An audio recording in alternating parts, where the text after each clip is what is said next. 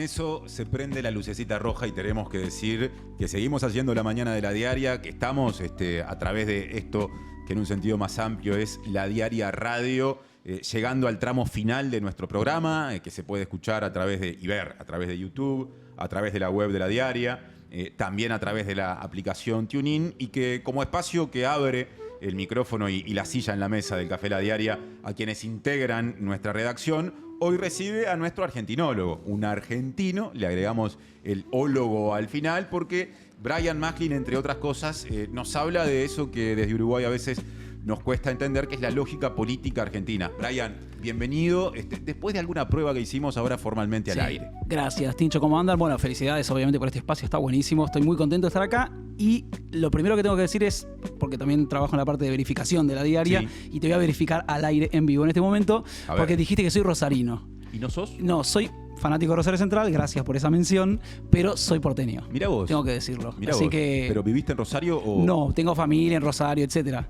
Es como doble verificación al aire. ¿Cómo un porteño se hace hincha de Rosario Central? Bueno, tengo familia, mi padre es rosarino, es de Rosario Central, y bueno, y además Central es un bicho que se instala y se va pregnando y queda. Hay como una cultura pro Rosario Central. Exacto. Ya está, hice todo lo que tenía que hacer. Vine a hablar de Central, me puedo ir. Listo. No todavía, Okay, todavía porque bueno, bien. Además del fútbol tenemos la cuestión nada menos que política de Argentina, y uno se pregunta de arranque por qué las elecciones del 18 de mayo pasado, ¿no? Domingo, en las que a nivel de la ciudad autónoma de Buenos Aires la fuerza más votada fue el partido de Milei, La Libertad Avanza. Así es.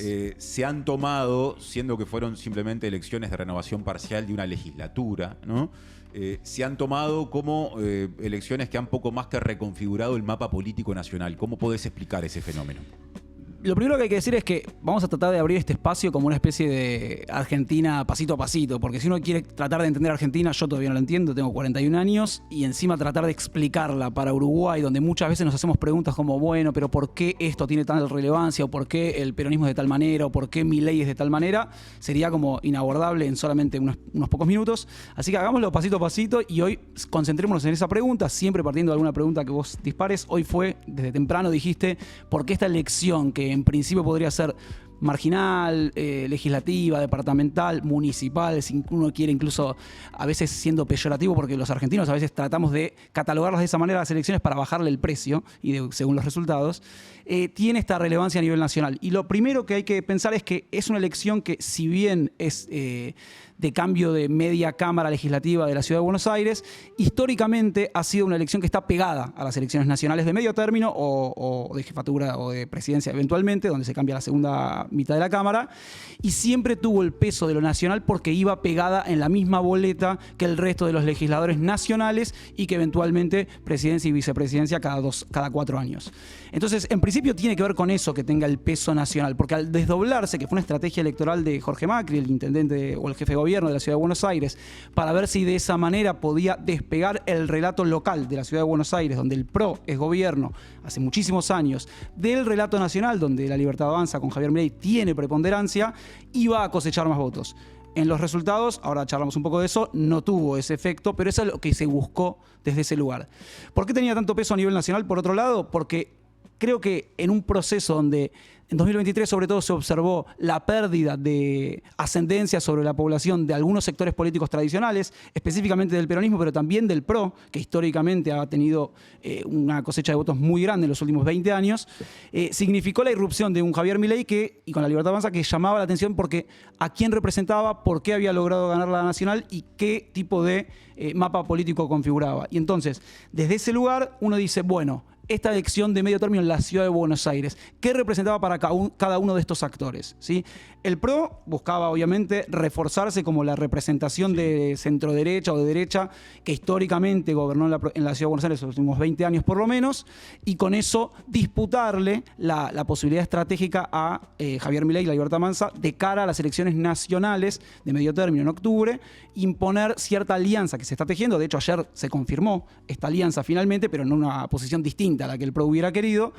Por otro lado tenés a Javier Milei, que dice, bueno, es una forma de auditar. Pone a Manuel Adorni, su vocero presidencial y una de las figuras más importantes de La Libertad Avanza, a disputar en la legislatura porteña, insisto, una elección menor en esos términos, porque busca auditar el apoyo que tiene su gobierno en las medidas que está llevando adelante, y ahora podemos también repasar un poquito, por lo menos las últimas que se están llevando a cabo, y cómo esto le daría apoyo de cara a todo su programa de gobierno.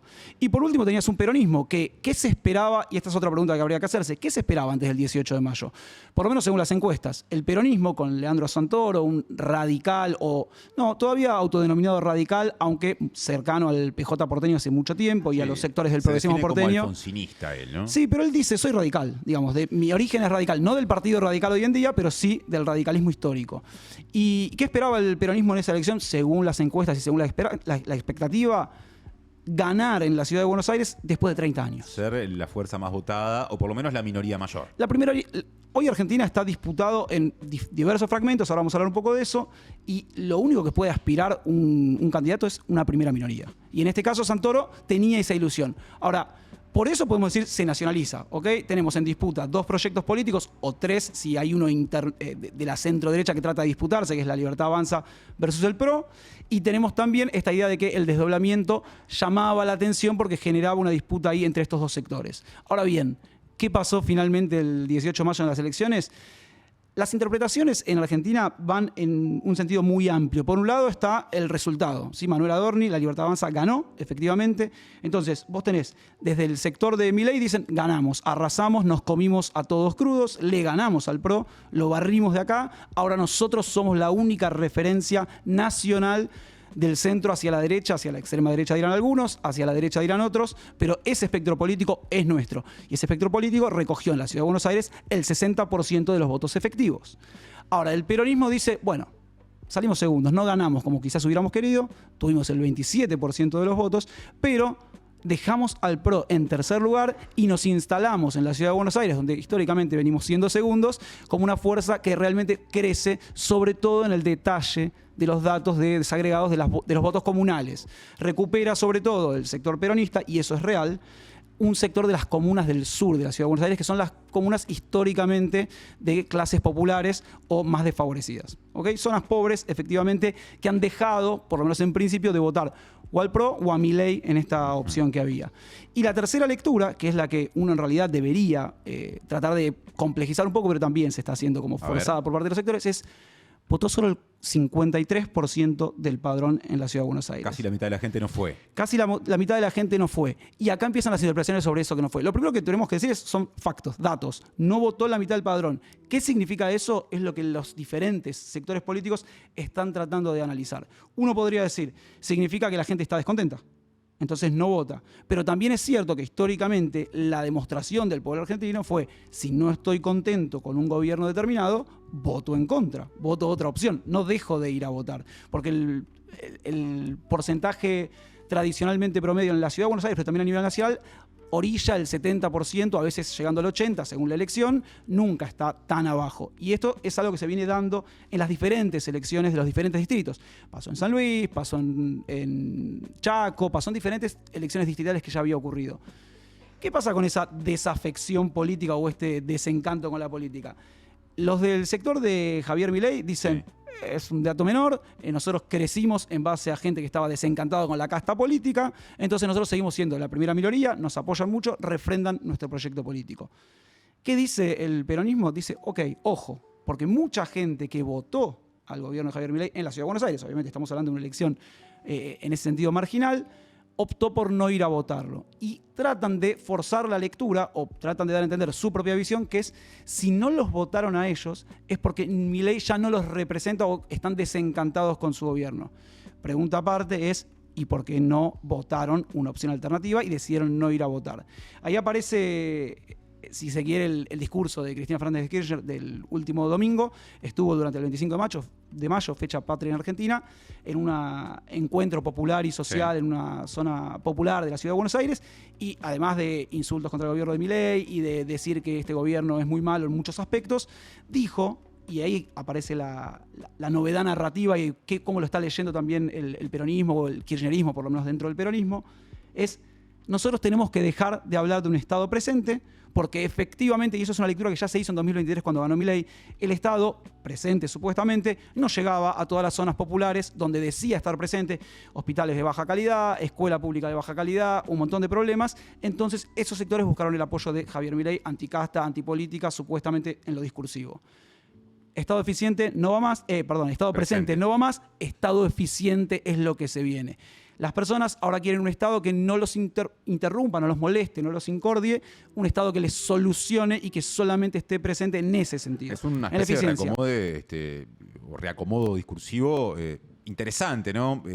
Hay evidentemente una lectura hasta estratégica de lo que la opinión pública supuestamente estaría expresando y hacia dónde tiene que moverse ese campo que ha sido liderado por el kirchnerismo en los últimos 20 años.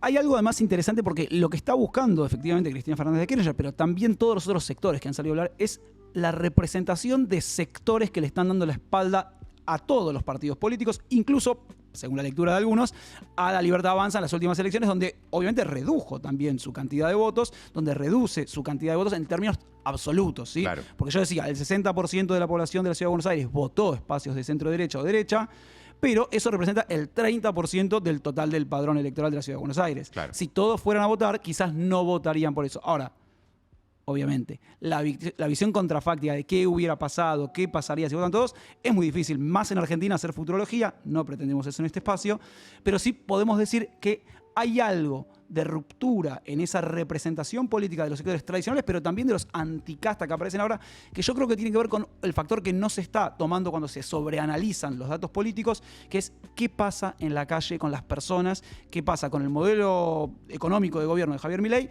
y también con el modelo político que va en algunos aspectos recortando derechos sociales, derechos laborales, derechos adquiridos o reglamentados en los últimos 20 años, y qué pasa con eso, con la población cuando ocurren esas cosas. Sobre el cierre, Sí, Brian, perdón. simplemente para no hacer futurología, pero sí marcar un par de hitos muy importantes que se vienen. A ver. Estas elecciones de las que hablamos, asociadas a la Ciudad Autónoma de Buenos Aires, son parte de un cronograma electoral que tiene dos hechos salientes. Uno en septiembre y otro en octubre. Decinos Sí. cuáles son. Perdón, uno en septiembre, digámoslo en argentino. Gracias por eso. Y otro en No te octubre. quería corregir al aire de vuelta, pero gracias No, por una vez- la P. una vez sí, dos septiembre. No, 2 era un montón.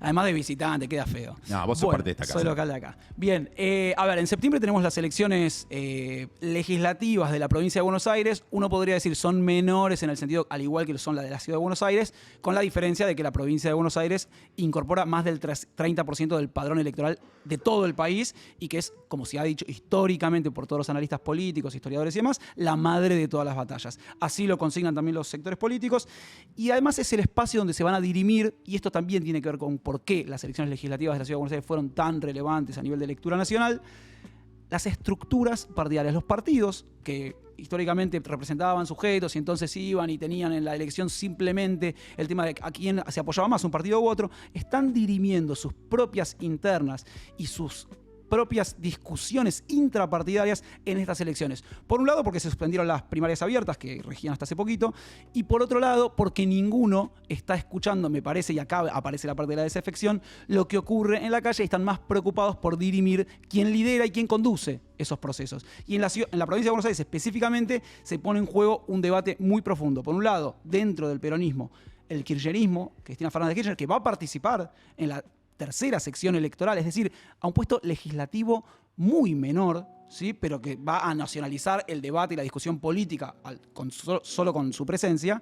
Por otro lado, se habla de que Sergio Massa podría ser candidato en la primera sección electoral, también a un puesto menor, y aparece también muy fuerte la figura de Axel Kicillof, una quizás renovación parcial del peronismo en algunos sentidos, gobernador de la provincia de Buenos Aires, y que estaría disputando internamente la conducción de ese sector de cara a las elecciones nacionales de octubre, que ahora vemos un poco que eso, y sobre todo pensando también en 2027. Contame lo de octubre y con eso cerramos rápidamente. En octubre se van a cambiar la mitad de las cámaras legislativas nacionales, diputados y senadores, y en esas elecciones de medio término, donde históricamente se auditaba el rumbo del gobierno nacional y también se podía poner en disputa algunas primeras minorías que eventualmente corrigieran o trataran de cambiar el rumbo de ciertas políticas gubernamentales, vamos a tener la presencia de estos sectores ampliamente mencionados durante la columna. Va a estar presente la Libertad Avanza. en alianza con el PRO. Ayer cerraron una alianza Cristian Ritondo, Diego Santilli, diputados segundas líneas, o primeras líneas, mejor dicho, del PRO. Mauricio Macri está de vacaciones después de las elecciones de la Ciudad de Buenos Aires. Y confluyeron con La Libertad Avanza. Se van a presentar en forma conjunta en la provincia de Buenos Aires en septiembre, probablemente con una alianza. Ya para las nacionales se está hablando de que se subsumirían, irían en la lista de La Libertad Avanza, lo cual marca un cambio drástico, por lo menos otra vez en las estructuras partidarias, partidos políticos y la representación. Después en los votos y en la calle pasan otras cosas. Pero si me dejás, cierro con una sola cosa que me parece importante de la desafección política y lo que está ocurriendo. Me junté ayer a desayunar con un empresario mediano, digamos, de la Argentina, donde no tiene conexiones políticas ni una carga ideológica absoluta, no es que es ni peronista, ni de La Libertad Avanza, ni ha votado indistintamente a diferentes partidos. Y yo le preguntaba, ¿por qué crees que la situación está como está? ¿Por qué se quejaba de la situación económica? ¿Se quejaba de él desde su visión empresarial de la cuestión del dólar, de la cuestión del colchón de dólares o no? Bueno, y él me decía, ¿sabes qué pasa? Yo voté a Milei, ¿sí? Y me está yendo mal, estoy por cerrar. Pero no culpo a Milei, me culpo a mí porque no tomé las decisiones correctas en materia económica en mi propia empresa. Y creo que eso, que antes no le pasaba, porque en otros momentos donde su empresa estaba mal, sí culpaba a determinados gobiernos, es parte de la batalla cultural y el problema que está ocurriendo con la desafección política. Ya no pasa solo por el bolsillo, sino que pasa también por algunas lecturas que han ocurrido alrededor de eso. Entonces, bien, ¿podemos decir que va a perder el apoyo Javier Milei? No lo sabemos. Lo sabremos en todo caso en un par de meses, pero falta, y en Argentina, un par de meses no, me quedé corto, por lo menos en octubre, pero en Argentina el tiempo que nos separa de ese instante se podría asemejar con años para la lógica política en Argentina uruguaya. Vivimos con años de perro, ¿viste? Son 7 años. Exactamente. Gracias, Brian, y hasta la próxima. Muchas gracias. Brevísima pausa y volvemos para el cierre porque una vez más nos pasamos de tiempo.